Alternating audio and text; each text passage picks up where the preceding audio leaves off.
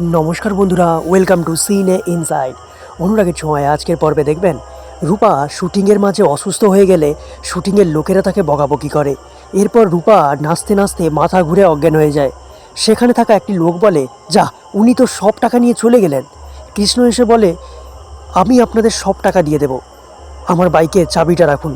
এরপর রূপার অসুস্থতার খবর শুনে সূর্য চঞ্চল হয়ে ওঠে। সূর্য হসপিটালে চলে যায়। এদিকে উর্মি রত্নাদেবীকে বলে, তুমি আমাকে দিয়ে কি করালে? রূপার যদি কিছু হয়ে যায় আমি কিন্তু নিজেকে কোনোদিনও ক্ষমা করতে পারবো না। আমি বাড়ির সবাইকে সবটা বলে দেব। রত্নাদেবী উর্মির হাত নিজের মাথায় রেখে বলে, তুই কাউকে যদি বলে দিস তাহলে কিন্তু আমার মরা মুখ দেখবি।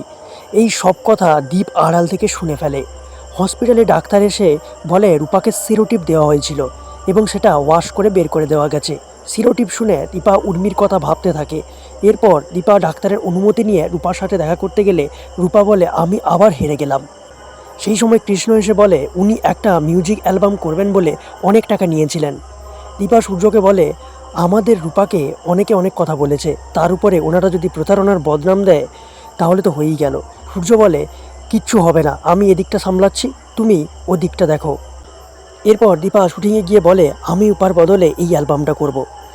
শুটিংয়ের লোকেরা প্রথমে না না বললেও পরে অনুমতি দেয়। তাহলে কী হতে চলেছে বন্ধুরা, জানতে দেখুন অনুরাগের ছোঁয়া। ভালো লাগলে আমাদের চ্যানেলটিকে সাবস্ক্রাইব করে পাশে থাকবেন। ধন্যবাদ।